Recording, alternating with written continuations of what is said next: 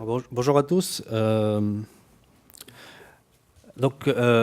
de faire cette présentation technique que Paul va assurer ensuite, je voudrais vous donner un peu de contexte sur ce qu'on fait chez Euronext. Alors, quelques mots sur Euronext. Euronext, opérateur boursier européen, opérateur de marché présent dans 5 pays. Paris, Bruxelles, Amsterdam, Lisbonne et récemment en Irlande, à Dublin. Euronext s'est séparé du New York Stock Exchange en 2014. Il a ensuite fait une introduction en bourse. Une introduction en bourse qui aujourd'hui a été multipliée par 2,5, c'est-à-dire on est passé d'une valeur de 19 euros à aujourd'hui quasiment 60 euros. Autant vous dire la confiance que nous font les investisseurs. Et donc Euronext s'est aussi doté d'une stratégie, d'un plan stratégique sur 3 ans, 2016 à 2019, appelé Agility for Growth. Qui nous a permis de faire certaines acquisitions et merges sur cette période. Et comme je disais récemment, nous avons fait l'acquisition de la bourse de Dublin. Et puis l'année dernière, nous avons fait aussi l'acquisition d'une entreprise américaine Fastmatch qui fait du Forex, un produit sur lequel on n'était pas présent. Voilà pour Euronext. Alors, je vais rapidement vous parler un peu du voyage qu'on a fait depuis 1 an et demi. On l'a commencé effectivement par une réflexion sur les besoins Euronext en termes de données. On a vu qu'on avait pas mal de limites en termes de capacité à analyser les données et les valoriser. Alors, ce qu'il faut savoir aussi sur Euronext, c'est que la vente de données représente pour Euronext 20% de son revenu. C'est quelque chose quand même qui est assez présent dans la culture du business Euronext. Et donc, nous avons également essayé de collecter certains besoins extérieurs de nos clients qui ont un vrai appétit en termes d'usage de la donnée. Ce qu'il faut savoir, c'est que dans les marchés boursiers, toute décision d'investissement, elle est basée sur des faits, et donc les faits sont traduits en réalité par des données. Nous avons également regardé ce que font nos compétiteurs européens et aussi dans le monde sur cette partie business en termes de vente de données analytiques. Et il s'est avéré qu'on avait un peu de retard et qu'il fallait vite se bouger pour reprendre cette marge de retard. Également, ce qu'on a vu puis aussi constater en interne, c'est qu'il y a aussi une vraie demande en interne pour tout ce qui est analyse de la donnée, pour justement pouvoir analyser ce que font les compétiteurs, tout ce qui est market share sur ce segment. Et puis également, on avait une opportunité lié à notre programme de refonte de notre système de trading qui s'appelle Optic, qui nous permet également de récupérer et collecter de la donnée en temps réel avec une architecture basée sur du Kafka et du streaming. Il ne faut pas oublier aussi, je ne sais pas si c'est des contraintes ou des opportunités, je les vois surtout comme des opportunités, tout ce qui est régulation. Donc dans le marché de la finance, nous avons une régulation qui s'appelle MiFID II, qui nous amène à être un peu plus transparent et faire beaucoup plus de reporting aux régulateurs. Et GDPR, je pense que tout le monde ici connaît la difficulté d'être compliant avec une régulation aussi complexe. Donc tout ça pour vous dire que nous avons agrégé un certain nombre de demandes extérieures et intérieures qui nous ont amené à une certaine réflexion à développer de nouveaux produits autour de la data, mais surtout concentrer notre effort et comment est-ce qu'on peut orchestrer tout ça sur ce que j'appelle la data gouvernance. Donc la data gouvernance, c'est d'abord tout ce qui est développement technologique, mais aussi comment est-ce que je vais orchestrer tout ça en termes de process, en termes de sécurité, et en termes de procédure. Voilà pour le contexte. Voilà, maintenant, ce que nous avons sorti de ces études et de notre roadmap et de son implémentation, il est évident et clair que si on veut s'affranchir des contraintes de disponibilité des données, enfin, c'est pas très compliqué. Data Lake aujourd'hui, il nous a semblé totalement en ligne avec ce qu'on cherchait à faire, c'est-à-dire pouvoir doter Euronext d'une capacité en données qui soit illimitée. Et donc c'est pour ça qu'on a choisi d'aller sur Amazon, pour sa capacité à stocker de la donnée sur S3 en mode illimité.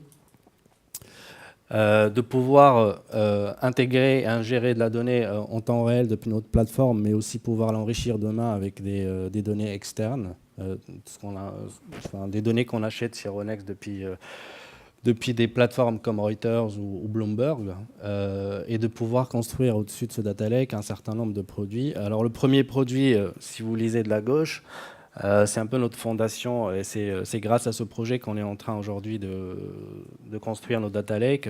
C'est notre base de données de marché qui nous permet de rendre un certain nombre de services pour tout ce qui est facturation et tout ce qui est reporting aux régulateurs.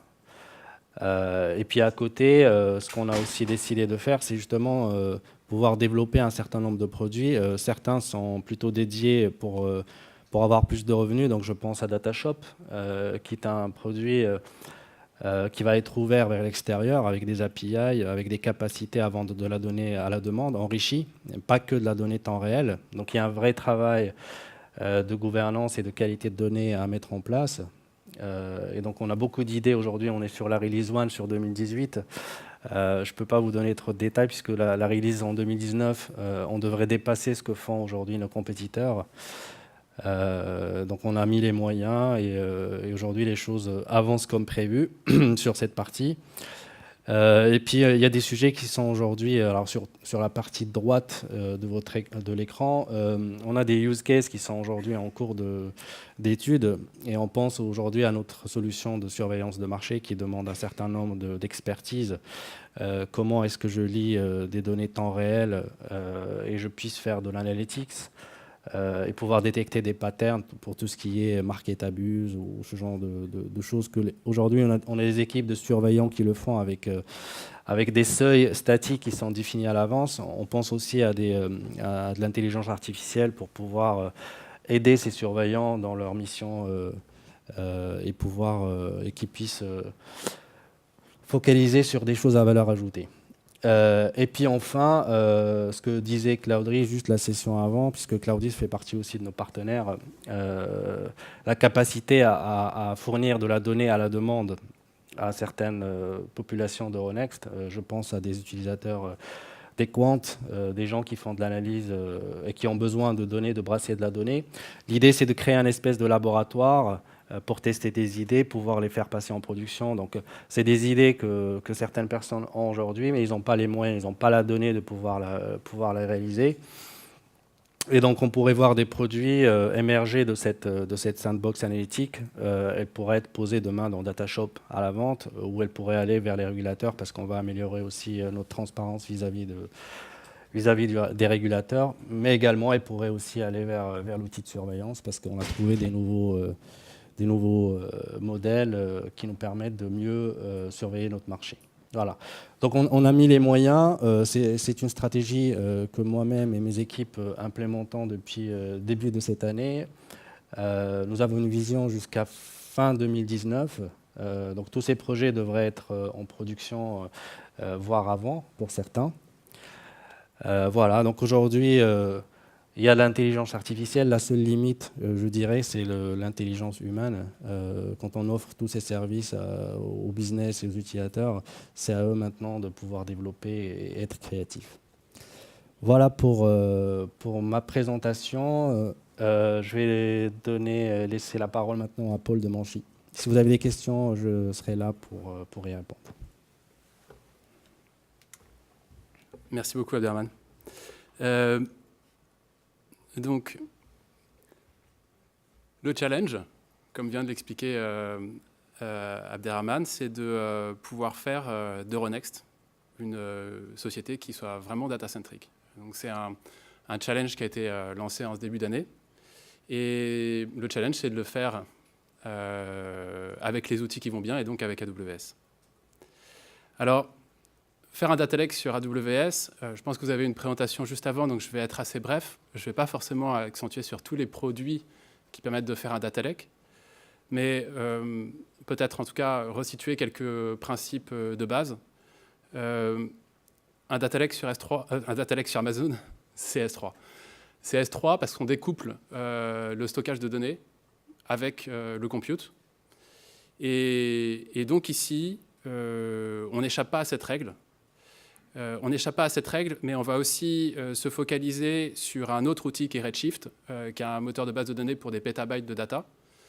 Et ça va venir en remplacement direct d'un legacy actuel chez Euronext, qui est une base de données Netezza. La migration des données actuelles qui sont on-premise vers AWS, ça va se faire principalement avec du Snowball pour aller rechercher tout l'historique. Et on va également utiliser DMS, Data Migration Service, pour pouvoir faire en complément tout le différentiel dans le cadre de cette migration. Pour la sécurité, on va chiffrer la totalité des données sur S3, ce qui est fondamental. Je vous encourage fortement à toujours forcer dans les règles de vos bucket policy ou vos règles de S3 à avoir ce chiffrement. Ça vous permettra de ne jamais avoir un bucket public. C'est simple à faire et c'est essentiel, comme le disait Werner ce matin. Et on va aussi utiliser IAM, qui est donc le système d'identity et d'access management d'AWS pour pouvoir déterminer qui peut avoir accès à la donnée et quelles données précisément. Il y a un point majeur sur lequel on va mettre l'accent aujourd'hui dans cette présentation, c'est la partie transformation de données. Actuellement, il y a des processus de transformation de données qui sont utilisés pour pouvoir mettre la donnée dans Netezza. Ils sont mis en place principalement avec Genio. Et en fait, on va les transformer pour utiliser du talent. Et donc, principalement, ça va être des Job Spark qui vont être créés à l'aide de l'outil Talent. Pour ceux qui connaissent, Talent, c'est un service qui permet de pouvoir écrire des jobs de transformation de données. Et c'est l'outil sur lequel Euronext a choisi de baser ses opérations. Donc tous les jobs vont être écrits avec Talent Studio et le résultat, ce sera des jobs en Spark qui pourront être ensuite exécutés sur AWS Batch, principalement, voire sur EMR. Donc on se laisse le choix de pouvoir utiliser les deux. L'orchestration, enfin, de la donnée va se faire avec Step Functions. Step Functions, c'est une machine à état d'AWS qui permet de pouvoir chaîner des steps pour chaîner des jobs, s'assurer que les jobs sont bien faits et avoir des fonctions les plus atomiques possibles entre ces différents états. Donc l'état de l'art, aujourd'hui, nous avons en point d'entrée un file system que vous voyez à gauche, qui est FSIA. Ce file system, il est partagé, il sert en fait de plateforme d'entrée des fichiers et d'échange avec le régulateur et avec les partenaires. Il y a 4 bases de données IBM Netezza qui sont on-premise, qui portent une volumétrie de 74 terabits. Compressé. Point est important. Compressé. Et qui arrive dès le mois de septembre à saturation, du coup. Donc, ça positionne en tout cas une deadline importante du côté d'Euronext. Entre le file system et la base de données Netezza, on a près de 150 jobs Genio qui permettent de faire de la transformation de données et une dizaine de jobs Talent et qui permettent en fait d'avoir la donnée qui arrive au bon format dans Netezza. Et voilà, bon, comme l'a expliqué ce matin Nicolas, on a ces jobs de transformation qui s'effectuent par batch successifs en fin de journée. Et ça peut prendre entre 6 et 12 heures, donc ce qui est une situation qu'on peut largement éviter avec le cloud et avec les outils qu'on a décidé d'utiliser. Il y a aussi des données qui sont en streaming, et donc potentiellement, on va aussi se laisser la possibilité de pouvoir traiter ces données en streaming. Elles sont aujourd'hui disponibles sur un Kafka. Et enfin, la donnée, une fois qu'elle est utilisée, une fois qu'elle est disponible sur Netezza, elle est exposée via des connecteurs ODBC à près de 150 utilisateurs en interne. Et donc ça, dans la migration qu'on est en train de mettre en place, on va maintenir cet état. Alors, comment migrer ces process et les adapter au cloud pour bénéficier d'une orchestration plus événementielle et pour pouvoir paralyser l'ensemble de ces tâches? On a mis en place un process d'event triggering. L'idée, c'est plus forcément de se baser sur un scheduler type Tidal qui était utilisé on-premise. Mais en fait, quand la data arrive sur S3, on va avoir des step functions qui vont automatiquement être lancées et lancer les tâches en fait, de transformation de données sur AWS Batch. Donc ça passe par un mécanisme avec CloudTrail, qui est le système de sécurité qui log absolument tous les appels d'API sur AWS.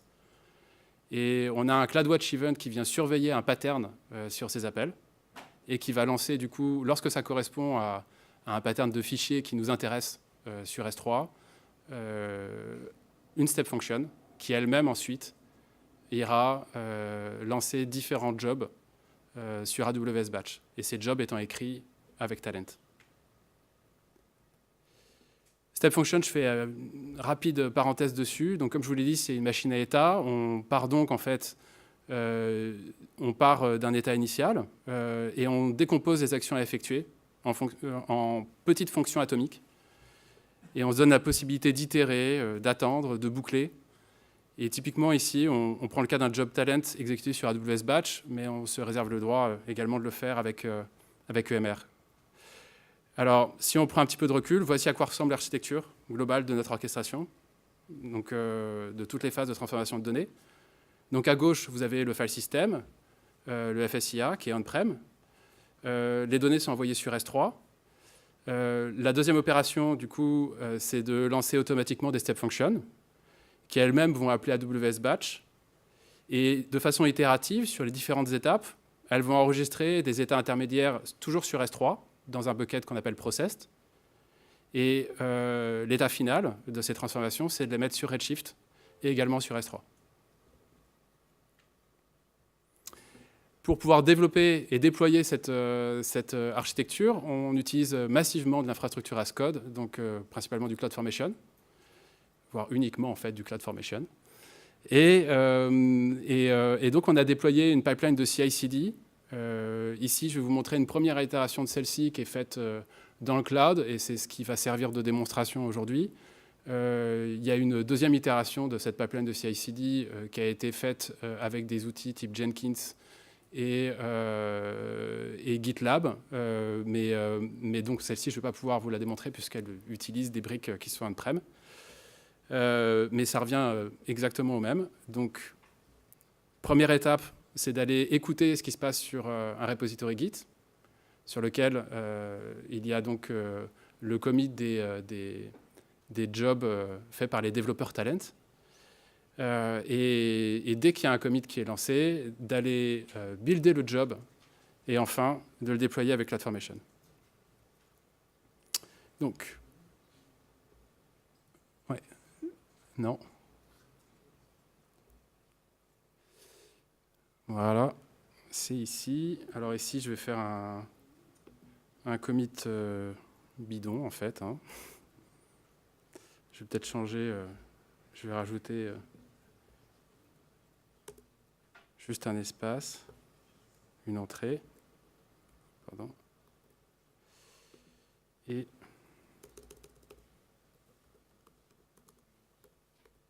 je ne sais pas si vous arrivez bien à voir, mais je lance juste un commit dans Git. Et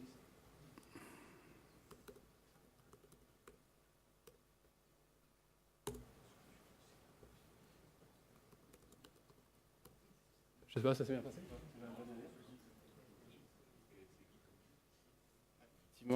Et c'est-à-dire qu'en fait, je n'ai pas le retour. Alors, ok, donc je vais revenir là. Merci pour ceux qui suivent.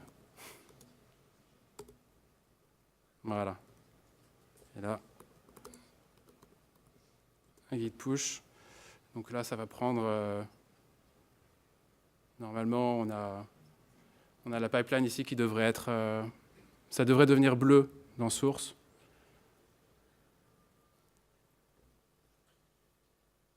Et si ça ne le fait pas, je vais juste rafraîchir la page. Voilà. Donc ça a été détecté automatiquement par la pipeline. Et on va rentrer du coup dans une étape de build, puis une étape de deploy. Je vais revenir à la présentation. On va laisser ça se faire pendant quelques minutes. Donc cette pipeline de CI/CD, on l'a adaptée pour des outils qui sont propres à Euronext aujourd'hui. C'est-à-dire au lieu d'utiliser du code build pour pouvoir builder, on utilise aussi du Jenkins. Et par contre, le déploiement continue de se faire avec CloudFormation.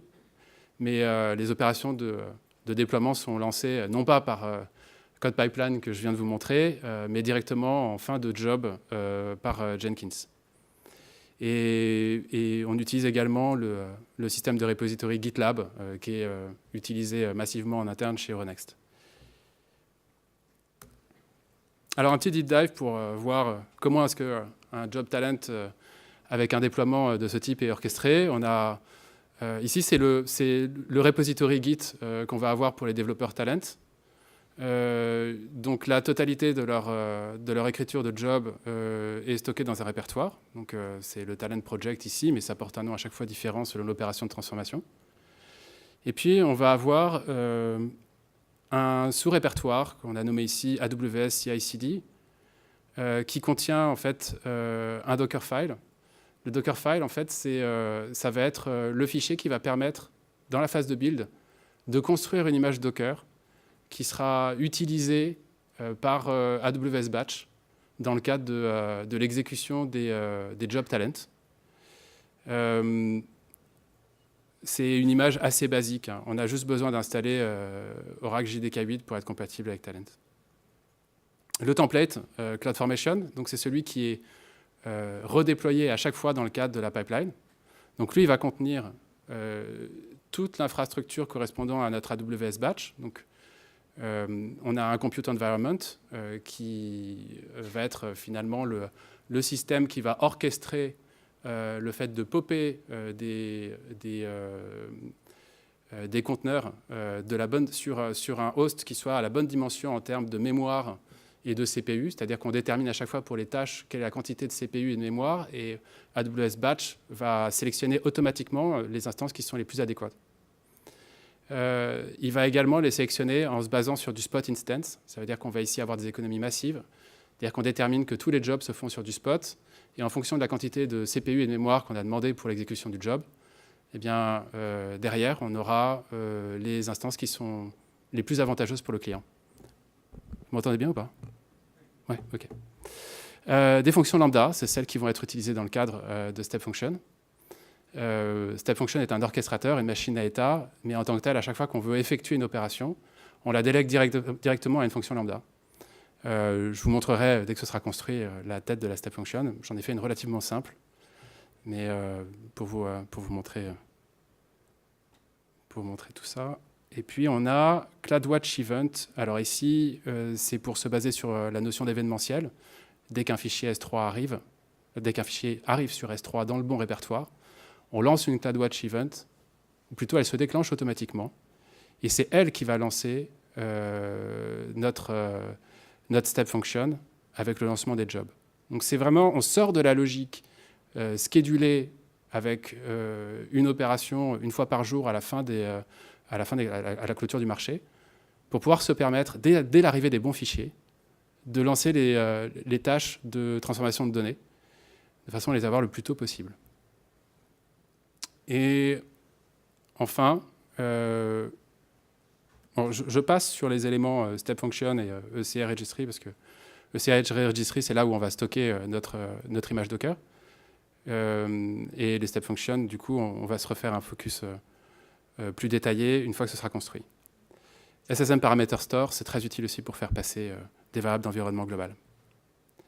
Lambda, on a identifié dans la step function des étapes trois fonctions principales. Une première, en fait, qui va lancer le job. Donc son but, c'est d'appeler les API AWS pour lancer un job sur AWS Batch ou sur EMR, si on le souhaite. Un check job status pour vérifier que le job est fait entièrement.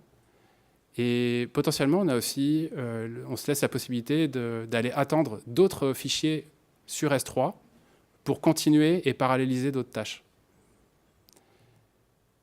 Le buildspec.yaml, c'est l'équivalent de ce que vous pourriez avoir en fait, pour une recette sur Jenkins, mais dans le cadre de code build. Donc, dans notre version avec Jenkins, ça n'est pas utilisé. Cela dit, on respecte précisément cette recette également dans le cadre de Jenkins. Et config.json, ça détient toutes les variables d'environnement dont on pourrait avoir besoin pour le déploiement. Donc, je vais revenir. J'espère que notre système est prêt. Donc, nous sommes en plein déploiement. On peut aller observer sur CloudFormation là, que le build s'est bien passé manifestement. Donc, update in progress.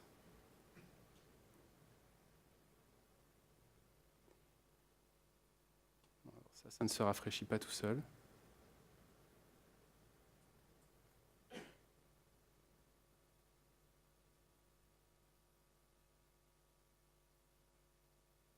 En attendant, pour ceux que ça intéresse, je peux faire un rapide focus sur le template CloudFormation, peut-être en zoomant un petit peu.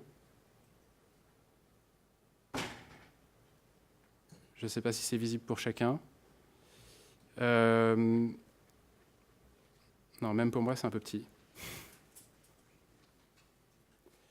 Voilà, ça reprend les éléments que j'avais listés sur la slide. Hein. Et ici, si on prend typiquement le cas de notre compute environment, on précise ici le fait qu'on souhaite travailler avec les instances optimales selon la quantité de mémoire qu'on souhaite mettre dans notre tâche, et également de travailler en fait avec des spot instances. Donc là, avec les spot instances, on fait des économies massives. On peut aller jusqu'à juste un facteur 5 sur les économies rencontrées, et on n'utilise que les ressources pendant le temps dont on a besoin pour faire le job.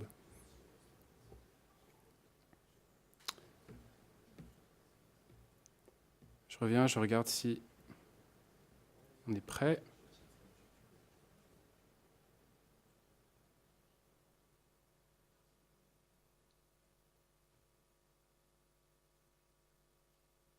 Oh. Ce sont les aléas de la démo en direct. Est-ce que vous avez des questions à ce stade, le temps que ça se construise? Oui. Ouais.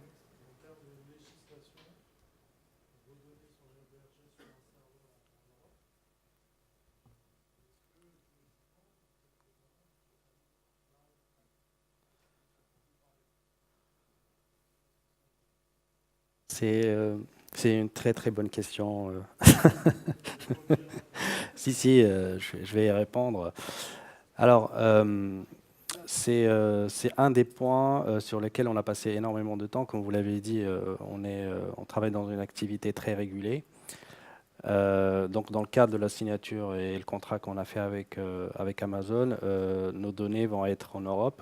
Donc, on a choisi de les héberger en Irlande et en secours à Paris, de mémoire.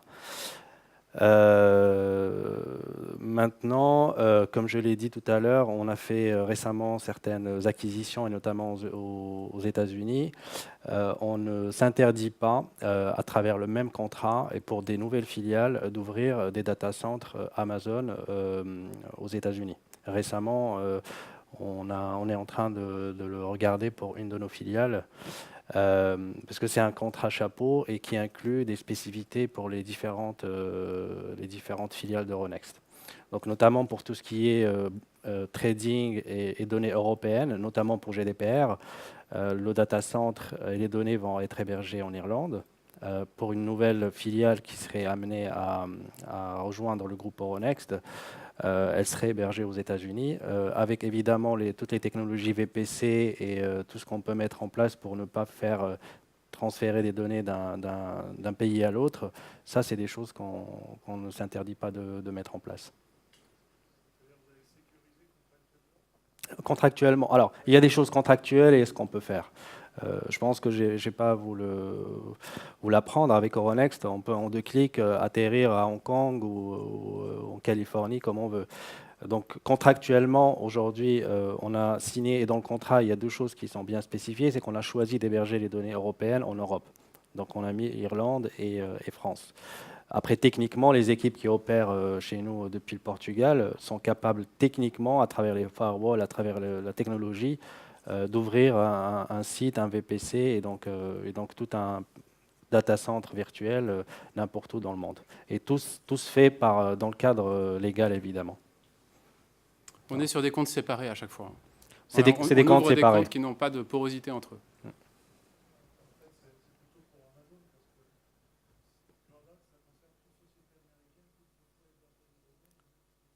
Oui.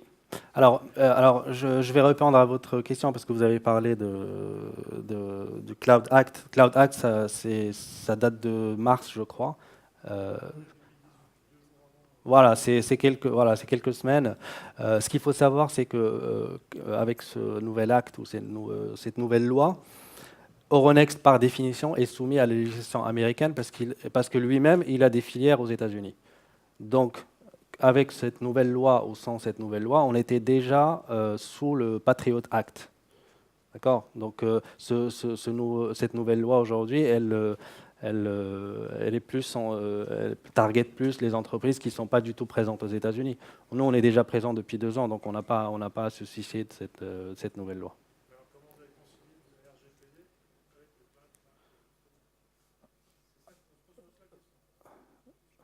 Je pense sur ce sujet, si ça vous va bien, on peut peut-être essayer de vous mettre en relation avec nos PR juste après, qui pourront vous apporter, à mon avis, les bonnes réponses. On pourra en parler aussi plus tard, parce que je suis aussi responsable du projet GDPR.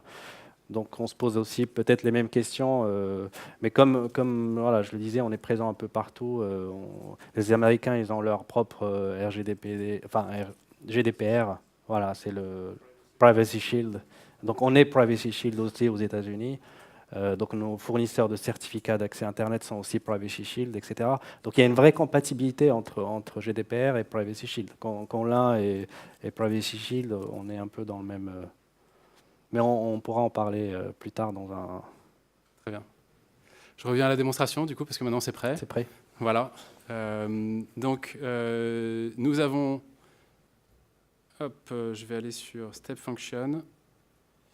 Nous avons théoriquement, et je dirais même avec certitude, une step function qui vient d'être créée. Oups. Alors, je vais revenir sur State Machines. Voilà, donc nous avons une step function ici qui vient d'être créée. Donc on peut aller dessus juste pour voir à quoi elle ressemble. Donc elle est ici. Ce qu'elle fait principalement, c'est qu'on a un état de départ qui est du coup lancé à l'arrivée d'un fichier sur S3, et on va faire la démonstration tout de suite. On vérifie que le fichier a le bon pattern, avec une petite fonction lambda. Ensuite, si le fichier a un bon pattern et qu'il est concerné, à ce moment-là, on va lancer notre job de transformation de données avec Talent et AWS Batch. Et ensuite, on va attendre quelques secondes, 10 secondes pour être précis, pour voir si le job est terminé ou pas. S'il n'est pas terminé, on réitère, on réattend 10 secondes, et on recheck en fait à chaque fois. Et à la fin, une fois que c'est terminé, ben, on arrive en end. Donc je vais lancer ici une copie de fichier. Ça écoute sur un bucket qui s'appelle enx-sandbox, sur un répertoire raw.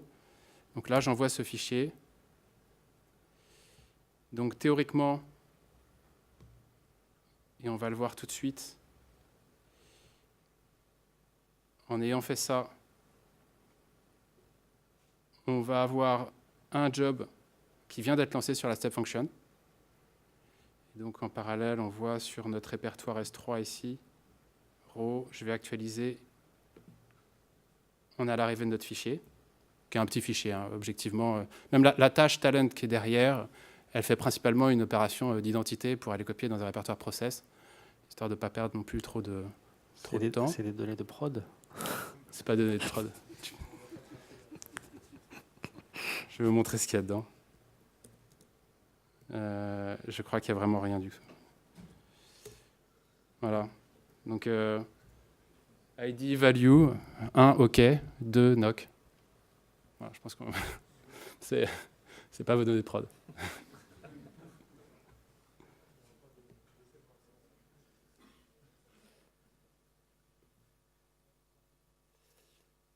Très bien, donc allons sur la step function. Hop.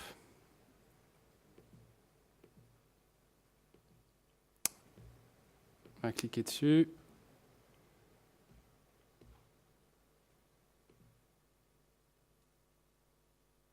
Elle est en cours d'exécution. Donc ce qui est assez sympa en fait, c'est qu'on peut suivre avec précision et de façon graphique où est-ce qu'on en est sur nos opérations de transformation de données.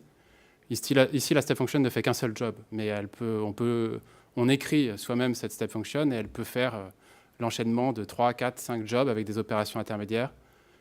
Et donc, si on souhaite voir où est-ce qu'on en est dans l'exécution, parce qu'on peut faire de la gestion d'erreurs, ici, typiquement, dans le Get Talent Job Status,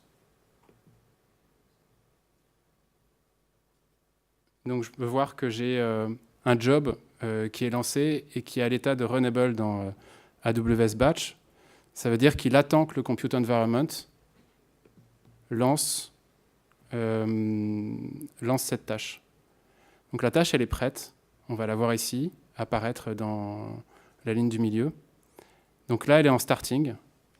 Ça veut dire que derrière, on a AWS Batch qui a lancé automatiquement une instance de la bonne taille par rapport à nos besoins et qui va exécuter cette opération, donc ce job, qui peut être écrit en n'importe quel langage en réalité, hein. Comme on est libre, on utilise Docker derrière. Donc le job ici, c'est l'exécution d'un job écrit en Java, mais on peut faire des opérations de cleaning de données, chaîner des opérations pour retirer par exemple des caractères spéciaux ou des caractères qui ne nous plaisent pas dans le cadre de nos transformations de données. Et on peut également utiliser Glue, EMR pour aller chaîner différentes opérations.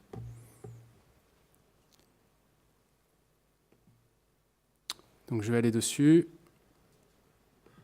Et ici, on peut voir également les logs de l'exécution de l'opération. Donc tout est pisté, tout est logué. Et vous avez du coup une capacité à pouvoir suivre et vous assurer que les opérations sont passées dans les bonnes conditions. Si jamais ça ne se passe pas bien, vous avez avec précision ce qui se passait dans le cadre de l'exécution de cette tâche. Voilà, donc là, ça s'est bien passé. En tout cas, je suppose. Je n'ai pas de message d'erreur. On peut aller voir la step function pour voir dans quel état elle est. Je pense qu'elle a besoin d'être réactualisée, puisqu'en théorie, elle est terminée.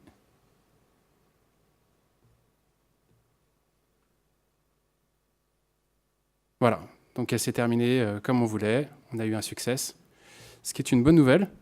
On va également voir sur S3 ici. Donc on avait notre fichier cal, normalement en process. On a eu un répertoire du coup process qui a été fabriqué avec notre même fichier cal. C'est magique. Voilà, très bien. Je reviens juste à quelques éléments, on va dire des apports hein, finalement pour Euronext, d'avoir des mécaniques comme ça qui sont en place et qui sont utilisées par les développeurs talent. C'est avant tout un gain en agilité. Donc, soyons honnêtes, aujourd'hui, Euronext a des capacités à pouvoir expérimenter et innover beaucoup plus rapidement. Vous l'avez vu ici, il m'a fallu quelques minutes pour juste faire un commit et pouvoir exécuter des tâches. Pour les développeurs, c'est un confort qui est massif. On a aussi, en termes de coût, le fait d'utiliser des spot instances. C'est un facteur 5 sur les économies par rapport à des coûts classiques. l'estimation qui a été faite, et elle va se confirmer avec la finalisation des développements, c'est qu'on a un total cost of ownership qui est... en fait, on a ISO budget, mais avec 10 fois plus de data qui va pouvoir être traitée. Une parallélisation de ces data, de ces transformations. On a aussi l'utilisation donc, de Redshift versus Netezza. Redshift, il y a une feature qui s'appelle Redshift Spectrum, qui permet de pouvoir écrire directement sur S3. Et donc, pour tout ce qui concerne les archives de data, elles vont être stockées sur Spectrum, ce qui permet d'avoir des économies massives également, puisqu'on n'a pas besoin de sizer un moteur de base de données sur la quantité globale de data. Et enfin, sur les aspects d'élasticité, on se permet de pouvoir avoir juste les ressources pour le moment où on souhaite les utiliser. Et on se permet aussi, mais là, c'est le step qui va arriver, hein, d'aller travailler avec des outils comme Kinesis Stream et Kinesis Data Analytics pour faire du traitement en temps réel. Là, les premières briques de Data Lake sont d'abord sur des opérations de batch, hein, c'est la base de données de marché, mais on va évoluer assez rapidement sur le fait de prendre des données en real time, avec des applications, comme le citait Abder, de type Smart, pour pouvoir faire de la surveillance de marché. Et enfin, et ce n'est pas des moindres, en mettant en place ce data lake avec Euronext, je pense que chaque besoin qui a été identifié trouve aujourd'hui en fait son service et la brique qui lui correspond sur AWS. Et donc, il n'y a pas de difficulté aujourd'hui majeure à tordre le système, à mettre des ronds dans des carrés pour pouvoir atteindre nos objectifs. Et ça permet d'aller très vite. Et donc, on a un rythme d'innovation qui suit. Voilà. Je vous remercie pour votre écoute. Merci, Abder. Si vous avez d'autres questions...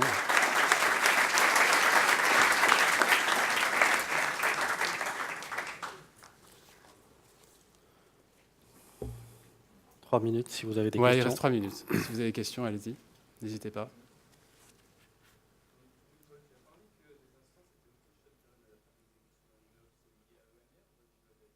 AWS Batch. Mais on peut faire la même chose avec EMR. En fait, là où dans la step function, on a des fonctions lambda qui vont lancer un job sur AWS Batch, on pourrait faire la même chose avec EMR. Je l'ai déjà fait.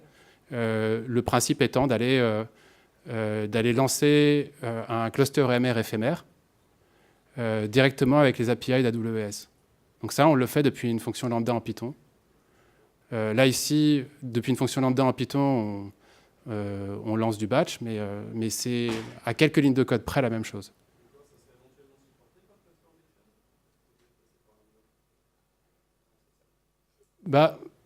En fait, CloudFormation, il va te permettre de pouvoir créer ton infrastructure. Ce que tu souhaites avoir, c'est qu'en fait, tu disposes des ressources nécessaires pour faire tes calculs au moment où tu en as besoin. Donc, si on opère sur EMR, ici, on n'ira pas écrire l'infrastructure EMR dans un template CloudFormation. Ce sera Lambda qui le lancera direct. Par contre, pour Batch, on a besoin de créer ce compute environment parce qu'il va être le socle de l'exécution de tes tâches dans AWS Batch.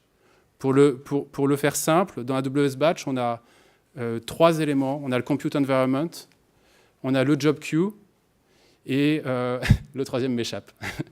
Mais on va envoyer des informations dans le job et la task definition. Et en fait, on va envoyer une information dans le job queue, une tâche dans le job queue. Et donc, on peut chaîner une dizaine, par exemple, de tâches qui nécessitent un instant T, on va dire chacune 10 gigas de mémoire et 10 CPU. Ce que va faire le compute environment d'AWS Batch, c'est qu'il va calculer automatiquement combien est-ce qu'il devrait lancer d'instances et quelle instance il devrait lancer derrière pour l'exécution simultanée ou quasi simultanée de l'intégralité de ces tâches qui sont dans le job queue. Et ensuite, on peut mettre des dépendances entre les jobs pour que certains jobs attendent, d'autres.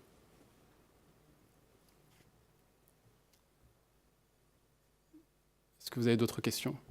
Ouais.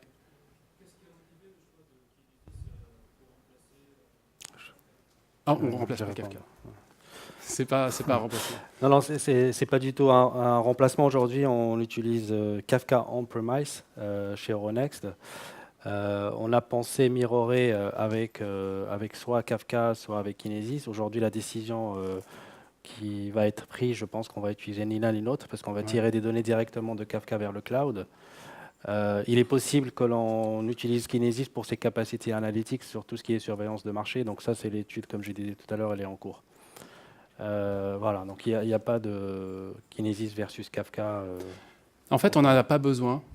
On n'a pas besoin d'aller reproduire un Kafka dans le cloud. Il existe on-prem et comme l'expliquait tout à l'heure Nicolas Rivard, il y a certains process dans une société comme Euronext qui doivent rester on-prem. Et donc le Kafka en tant que tel, il fonctionne très bien. Par contre, on a des Direct Connect qui nous permettent de mettre des Kafka Connect dans le cloud et de pouvoir du coup consommer des topics Kafka et de lancer des process, soit d'écriture directement sur S3 en continu, soit tout simplement d'aller alimenter un Kinesis Stream et lancer des opérations de Kinesis Data Analytics ou Kinesis Firehose pour enregistrer les données transformées sur S3 ou sur Redshift.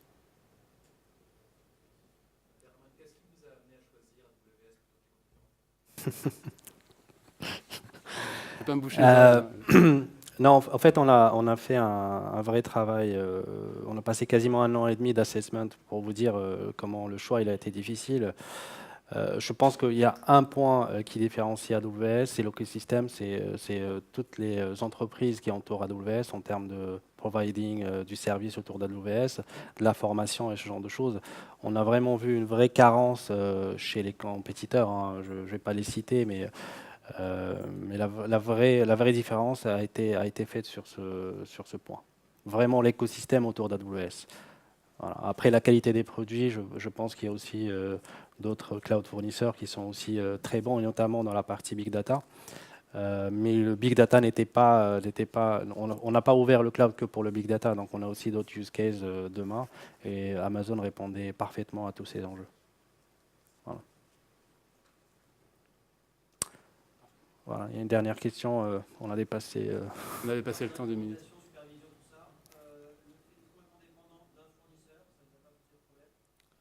Alors, être dépendant d'un fournisseur, oui, évidemment. Même quand on est en premise, on est dépendant parce que quand on choisit Netezza, on est dépendant d'IBM. Quand on choisit Oracle, même chez nous, on est dépendant d'Oracle quand on a des bases Oracle, etc.